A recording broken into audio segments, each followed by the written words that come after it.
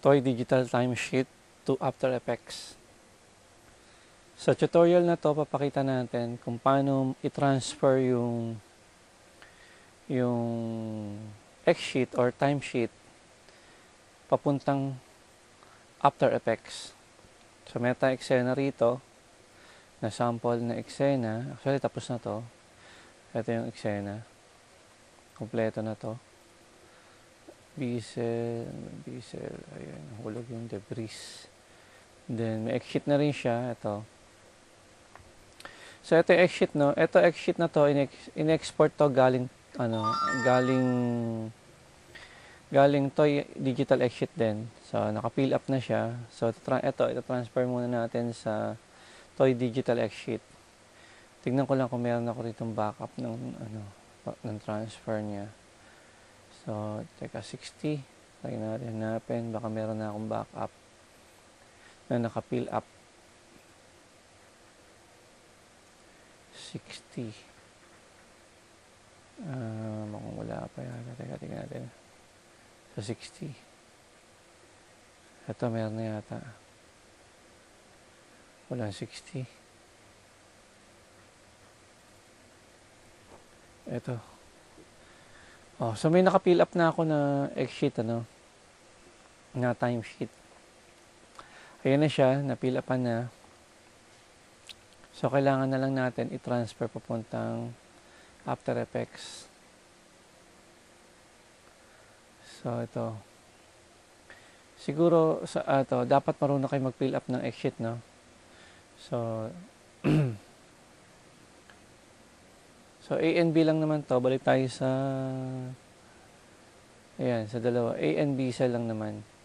So, punta muna tayo sa After Effects. So, dito sa After Effects, i-import muna natin yung compositing. Import natin yung cell. So, 60 siya, no? Yung A cell muna. So, pag mag-import kayo, ayan, para naka-target sequence, i-import nyo na yan ang buo hanggang 25. A1 to 25. Kung hindi, isa lang kailangan nyo, isa lang yung click nyo. Pero para kailangan natin lahat, import na natin lahat. Then, import. Tatanungin ko lang naman yan, okay. So, mapansin nyo, na-import niya na. Actually, wala nang background kasi sa clip to. Wala na siyang background, no? So, na-import na natin yung A1 to, naka-target sequence siya. Import pa natin yung isa. Yung B cell. So, same na rin yun, naka-import na. So, okay lang. So, after nyan, new comp. Kuha ka niya new comp. Galing dito sa eksena na to. So, ayan na siya. Wala pa siyang background. Pero, okay na rin. At wala pa siyang timing kung i-play natin. Ayan, wala pa siyang timing. Nakasinga, pa siya. Tigo 1 frame siya hanggang 25. Ayan. Tapos, ilagay na rin natin itong B-cell. Drag na lang natin yan. So, wala pa rin timing. Makikita niya, wala pa siyang timing. So, i-rename lang natin to. Itong, stage. Yan yung first stage natin. First step, no? Then, lagay natin yung background. So, may layout tayo, no? Isama na rin natin yan, drag. Pwede rin drag pag tig-isa lang. Asan ang background nito? Ito yung book. Background. Ito yata. Sama na natin yan. So, tingnan natin yung background kung ito nga. Oops. Walang kulay.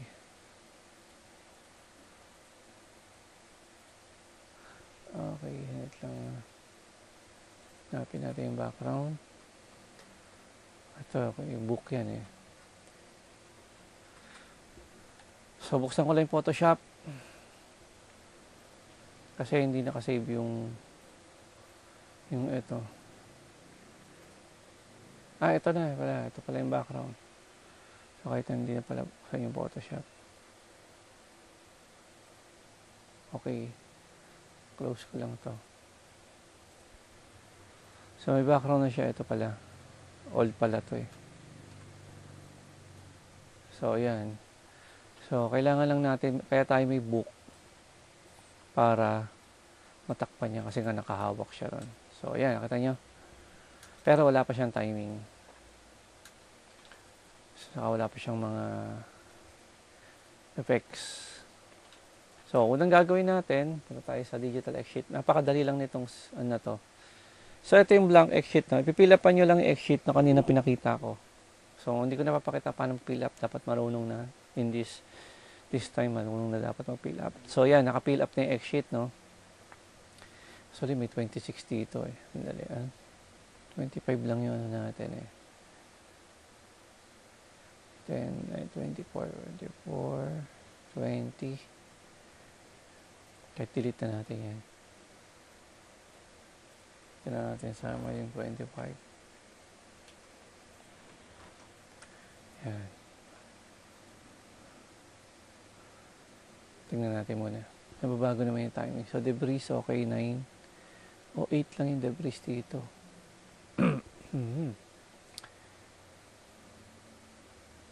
Dito, 9. Kasi to. So, 8 lang nga. Ayan.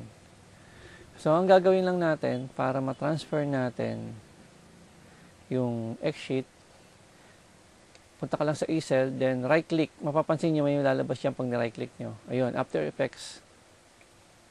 Nakalagay, After Effects, key copied. So, meron na siyang, may dinesign na nila yon for After Effects, key copied. Pero bago natin gawin to, kasi walang automatic na binabago niya eh. 2 by 11 yung ano na, 2 seconds and 11, ano. Baguhin na natin, control key nyo. Okay, taga. Ito, i-control nyo lang para mapatagel lang siya sa, ano. Control key. Then, 2:11. 2, tapos 11. Yan, 2 seconds and 11 frames. Okay lang natin. So, mapapansin nyo, nag-extend na siya. Pero hindi pa natin, ito pwede na natin extend tong book saka yung background. Pero ito hindi pa natin ma-extend kasi wala pang timing tong A25. So, ulitin natin ha. I-right click, lalabas na yon. Ibig sabihin, kinopen niya to. Then, ipipaste lang natin. Make sure lang na tayo nandito sa first ng ano, ng timeline. So, kung muna kopya, ikakopy lang natin, Control B or paste. Kung dito tayo sa ayon, paste lang natin. Ayan, paste. So, mapansin nyo, lumitaw na yung timing ngayon. No? Tapos ito, kasi may isa akong plugin na binubuo nyo na yan. Eh. Pero ito, hahatakin lang natin papunta rito. So, tingnan natin. Ayun. Nagkaroon na ng timing. Diba? So, yun yung way, no? Ngayon, kung babaguhin nyo yan, may binago kayo sa timing, baguhin nyo lang, then copy nyo ulit, then ulitin nyo lang yung process para mabago. Ganun lang, kabilis. So, punta tayo sa bezel. So, yung debris, copy ulit, right click. Ayun, nakopy niya na. Kasi yung bezel nandun lang, tingnan nyo. Ayun, yung bezel. So, yun. Ngayon, gagawin nyo, copy ulit, Control B, punta ka lang sa una, Control Victory, or B. Ayun. Tapos, natin. Ayun. So, kahit hanggang dito lang. Kasi nag-X naman tayo yan eh. Diba? Ayun, no? So, pagdating naman dito, wala na. X na yun, diba? So, ayun. Ganun lang kabilis mag-timing sa X-sheet. Timesheet o i-transfer. So, ang ginagawa niya, yung time remap ang nilalagyan niya ng timing. Actually, pwede kang gumawa ng sarili mo dyan or usog mo yan. Nauusog yan eh, kung babaguhin mo yung timing. Pero sa ngayon, yan na lang muna. So, nalagyan na natin ng timing yung eksena. Pero, hindi pa natin siya nalagyan ng yung framing. Kasi nga, ang frame dapat natin is 1020 or 1920 by 1080. So, gagawa lang tayo dito hanap lang tayo ng 1920 HD. Ito to. So, 24 frames per seconds tayo, no? Ito yun. So, okay pa rin. Okay lang yan. So, gumawa tayo dito ng final. Ay. Ko. enter ang pag rename sa After Effects.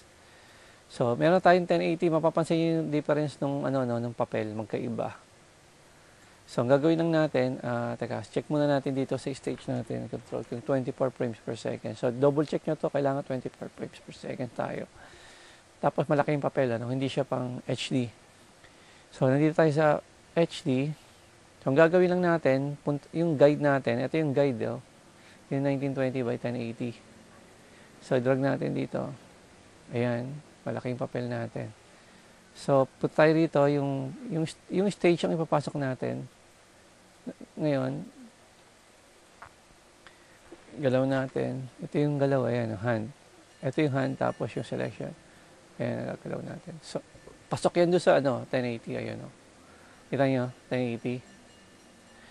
Tapos, okay na, pag na-set nyo na, i-off nyo na yan, balik tayo. O, yun. Meron na tayong eksena na natapos. Tapos, ito, play natin. So, walang audio, no? Teka, hanapin natin yung audio nito. May audio dapat. Nasa compositing. Ayun, yun. Gamitin na lang natin yung audio nito. So, ito, may audio na to. Punta lang natin sa ilalim, sa pinakailalim. Ako sa ilog! Ayan. Mahuhulog ako sa ilog! Ayun. So, punta tayo sa final. Mahuhulog ako sa ilog! Ayun. Di pa tayo tapos kasi mapapansin nyo, yung line natin is pixel pa. So, merong ginagamit tayo na pang-smooth niyan. Punta ka lang sa effects dito. Effects, type mo na yung anti-alias. O yan, hanapin yung anti-alias. Ayun. So, i-double click. Ayun. Nakita nyo nag-smooth. Off natin Ayan tingnan, nag-i-smooth yan. Ayun. So, dapat ganyan ang lines. Yan yung lines natin. Tapos, eto rin. Yung debris, kailangan meron din siya. So, ayun. So, tapos, naka-row yan. Hindi siya, kasi yun, naka-row siya. So, lalagyan natin siya ng filter. May shortcut na ako dito na. Ito, meron ako shortcut, control, space. Or dito na rin, kung dito tayo, kung ito yung standard, wala pa kayong filter. Photo filter na lang gagamitin natin. Ayan. Ngayon, kunin lang natin tong custom. Basic lang to filter. Ayan, nakita nyo, 650 natin. Ayun, medyo dumilim siya dito. So, lalagyan natin siya dito na parang gradient. Ang gagawin lang natin dyan, duplicate natin to. Kopyahin muna natin to sa may debris. Copy. Tapos sa debris. Para madilim din yung debris. Tapos actually, maliwanag naman dun sa part na yun. Pero, kung gusto niyo pang diliman dito sa part na to, ang gagawin lang natin dyan, duplicate lang natin to. Itong character to. Yan. So, dinuplicate ko, then lalagyan natin siya ng ramp. Gradient yan. So, yan. So, dapat ang light nandun sa ibabaw, no? Babalik ta rin lang natin. Swap. Ayun, swap natin. Tapos, pwede niyo nang i-ano yan. Dito. Pwede niyo, yan, dito banda. Tapos, yung black, dito. Or, masyadong madilim. May linear siya, o radial. Ayan. So, linear na lang. Radial. Kaya yung radial. Ganda rin yung radial.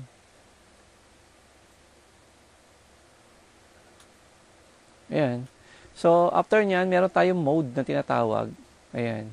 Pwede mo siyang i-overlay. Natin yung overlay kung effective. Ayun. Kaso, kita nyo, nag-iba yung kulay. So, ibang gagamitin natin. Multiply. Pwede rin. O kaya darken. Kita naman yon. So, mapipili kayo ng magandang filter para dyan. Lighten.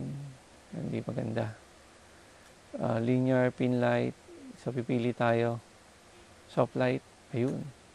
Medyo okay yung soft light. Hard light. Tingnan natin pa yung hard light. Hard light. Linear. Masyadong yung linear. Hard light. Masyado rin pala ano tong, ito kasi masyado matapang. Pero pwede natin baguhin ang opacity niyan. Kita nyo, mabago na may opacity. Siguro mga 70. Ayan. So, nagkaroon siya ng gradient, no? Pwede nyo pang baguhin yan kung hindi pa kayo satisfied dito. Ito natin lagay yung ano niya. Ayan, no? Tapos, itong black. Dito lang natin. Kasi may liwanag dito banda eh. Tapos, di pa tapos yan. Pwede yung palitan to. Ayun, palitan natin ng mas dark. Ayun, nakita niya nababago niya naman doon. Patitimpla nyo.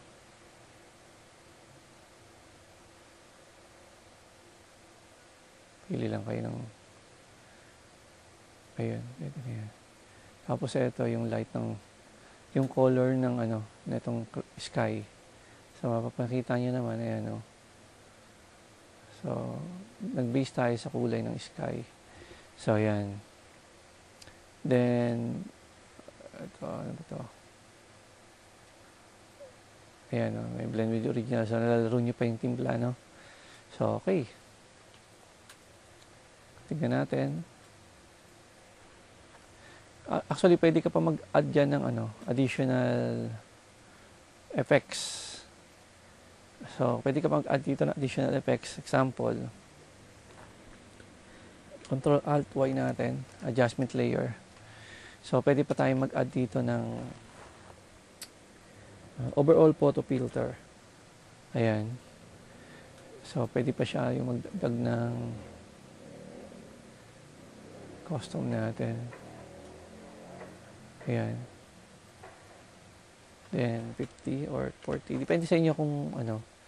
Kaso lumilitaw na yung... Dapat ito, lalagyan din natin. Ayan, nakita nyo, nagdamay yung... Diba? Yung book. Kasi ibabaw nyo lang siya sa ilalim ng book. Ayun. Ayun. Medyo realistic na yung ano dating. So, kayo na mahala magtimpla niya kung ano yung gusto nyong gawin. Tapos, nagdagdag tayo ng pass blur. So, anong purpose ng pass blur? Para medyo hindi siya matapang, no? Nagdag tayo ng 1. Oops, tapang.